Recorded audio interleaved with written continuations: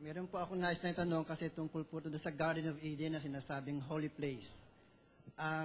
Nagtataka lang po ako sa tagal ng pagiging Protestant ko kasi po doon sa Garden of Eden sinasabi ay banal na lugar, kung bakit po nakapasok doon ang demonyo para tuksihin si Eva. Ito po ba'y pinalano rin ng Diyos sa kanila?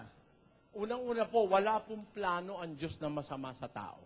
Yun po, we must be guided by that principle that God has not made anything bad for us. Pakinggan niyo po sa 1:31 ng Genesis. At nakita ng Diyos ang lahat ng kaniyang nilikha at narito, napakabuti. Ayan. Ang suma total ng lahat ng nilikha ng Diyos, napakabuti po lahat. Sa English, ang pagkakasabi diyan, And God saw everything that He had made, and behold, it was very good. ayan, wala pong masama. Very good. Lahat ng ginawa ng Diyos, puro mabubuti.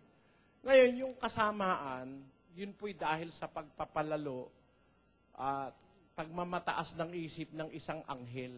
Yun na nga po si Lucifer, si Satanas. Ngayon, ang tanong nyo, bakit siya nakapasok doon sa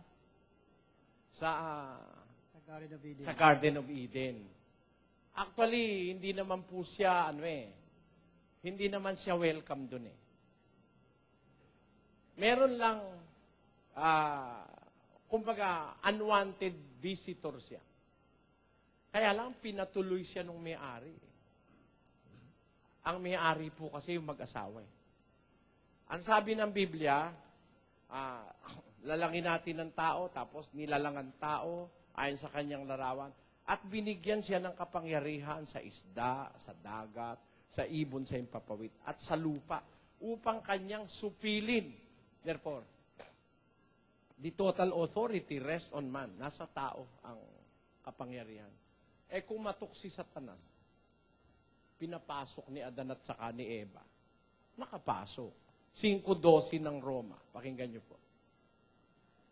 Kaya kung paano na sa pamamagitan ng isang tao ay pumasok ang kasalanan sa sanglibutan at ang kamatayay sa pamamagitan ng kasalanan. At sa ganito'y ang kamatayan ay naranasan ng lahat ng mga tao sapagkat ang lahat ay nangagkasala. Hindi naman po kasalanan ng Diyos eh. Binigay nga sa kanila, binigyan sila na inkargado sila eh. Binigyan nga lang sila ng bilin.